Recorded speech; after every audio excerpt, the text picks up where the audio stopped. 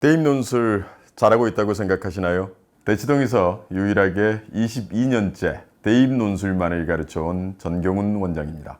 자, 22년째 인문계 대입 논술 원서 상담을 대치동에서 진행해 오면서 올해도 어김없이 수백 명의 학부모님들이 궁금해하시는 질문들이 있습니다. 수시 원서 접수인 지금의 상황에서 불안하시죠? 그래서 질문들이 많습니다. 걱정도 많고요. 그 수많은 질문과 걱정들 중에 가장 궁금해하시는 게 뭘까요? 육논술 광탈. 여기에 대해서 답변 드리도록 하겠습니다. 자, 현역 어머님들은 이런 걱정을 많이 토로하세요. 선배들 보니까 인문논술에서 합격자가 굉장히 드물던데 우리 아이도 육논술 광탈하는 거 아니냐, 이런 질문을 많이 하십니다. 그리고 N수생 어머님들, 재수생 어머님들이나 삼수생 어머님들은 또 이런 질문을 많이 하세요. 우리 아이 분명히 논술을 1년 하고 2년 하고 그리고 학원에서도 논술 잘 쓴다. 그리고 복사까지 해가지고 모범답안이라고 그렇게 돌려도 봤다. 근데 도대체 떨어진 걸 어떻게 이해해야 되냐. 논술 이건 도무지 모르겠다. 이렇게 말씀을 하십니다. 논술 해봤자 안 된다. 심지어 학교 선생님들도 그렇게 판단하시는 분들도 많습니다. 하지만 과연 육논술 광탈의 실체 뭘까요? 정확히 말씀드리면 광탈할 만한 친구들이 광탈했다. 그게 정답입니다. 어떻게 그렇게 될 수 있냐고요? 우리 한번 가정해 보죠. 스카이, 즉 정시에서 서울대, 연대, 고대 이 세 개 대학을 원서를 쓰고서 다 떨어졌다. 그리고 식음을 전폐하고 슬퍼하고 이런 학생이 있다라고 가정해 보죠. 그러면 어머니들은 궁금해 하시겠죠? 도대체 수능 점수가 어느 정도길래 저렇게 슬퍼하나? 알고 봤더니 이 친구의 수능 점수가 국수형 5에서 6등급이에요. 그렇다면 어머니들은 오히려 의아하시겠죠? 왜 저렇게 슬퍼하나? 새 대학 떨어진 게 너무나 당연한데. 네, 육논술 광탈의 실체입니다. 본인의 능력은 생각하지 않아요. 대부분 다 본인의 능력, 논술 능력은 생각하지 않고서 자격 조건 내지는 최저가 없다라는 이유로 원서를 써놓고 다 떨어지고 나서 슬퍼하는 이 상황. 이게 바로 육논술 광탈의 대부분의 상황입니다. 학교 선생님들뿐만 아니라 컨설턴트 분들도 많은 분들이 경쟁률만을 따지시는 거죠. 명목상의 경쟁률에서 예컨대 100대 1이다 혹은 80대 1이다 이러한 경쟁률 때문에 육논술 광탈이 발생하는 걸로 오해하십니다. 사실은 그런 경쟁률의 문제가 아니고요. 학생들이 대부분이 논술을 떨어질 만한 친구들이 떨어졌다라고 이해를 하시면 됩니다.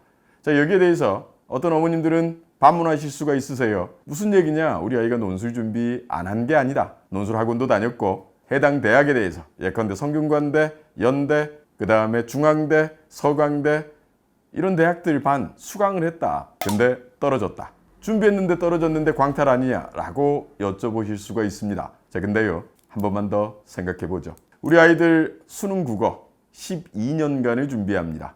정확히 대치동에서는 유치원 내지는 초등학교 때부터 국어학원을 다닙니다.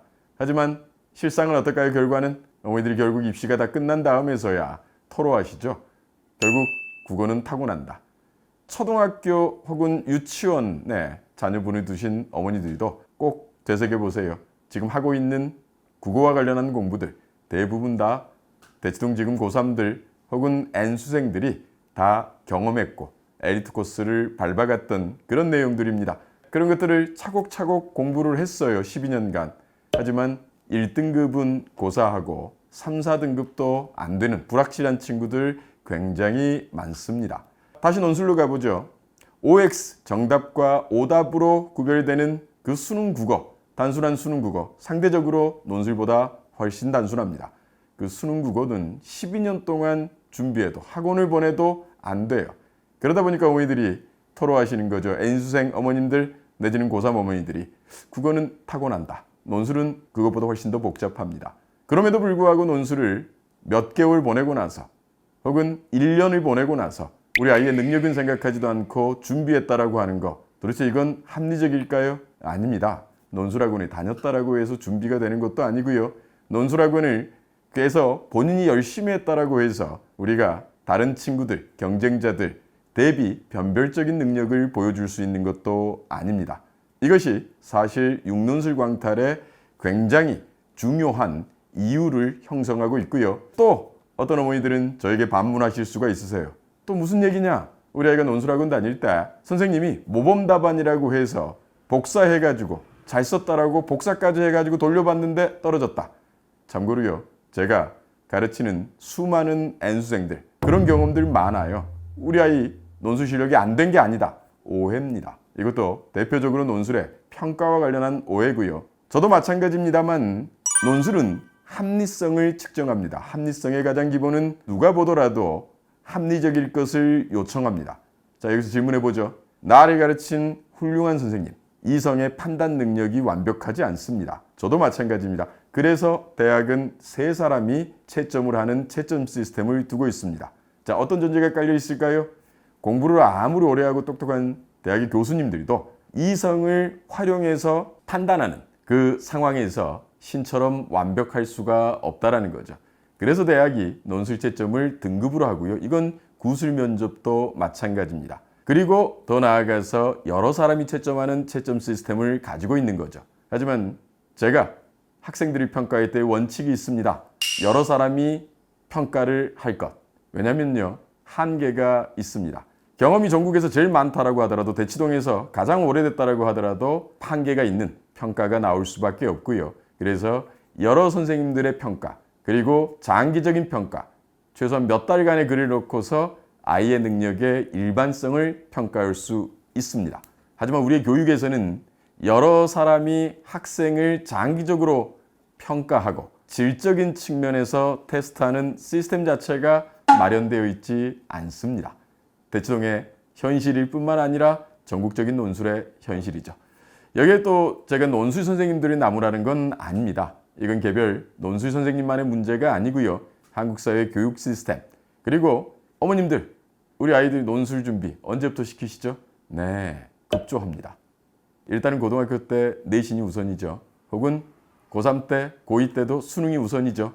그리고 논술은 끼워 맞추기로 급조를 하게 됩니다. 이런 상황에서 뭘 바라십니까?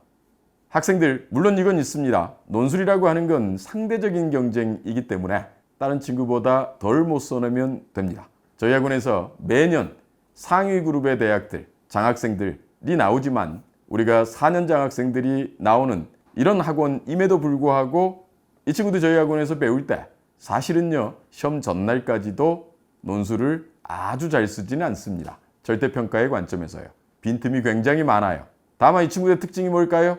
상대적으로 보다 잘 쓸 뿐.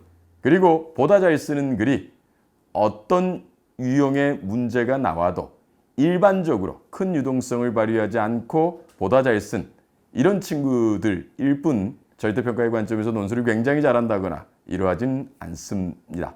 정리하겠습니다. 예컨대 6논술 광탈, 학생들은 광탈할 만한 친구들이 광탈했다. 근데 의아해하는 이유는 첫 번째, 우리 아이의 논술 실력을 모른다.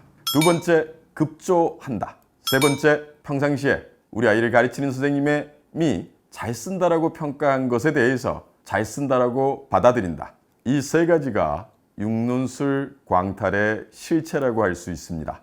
6논술 광탈을 따지기 전에 원서를 쓸 때부터 그 다음에 대학에 논술 시험을 보러 갈 때 우리 아이의 능력을 알 것, 그리고 그 능력을 한 사람의 평가에 의존하지 말 것, 그 다음에 우리 아이가 시험 보러 가는 대학의 친구들이 상대적으로 어느 정도의 능력들을 가지고서, 여기서 허수가 아닙니다. 수십 대 1의 경쟁률에서 허수가 아니라 실질적인 경쟁자들이, 즉 정원의 몇 배수에 해당하는 실질적인 경쟁자들이 도대체 어떤 능력 정도를 가지고 경쟁하러 오는지 이것들을 따질 것, 그리고 나서야 합리적인 원서와 논술 준비가 가능합니다.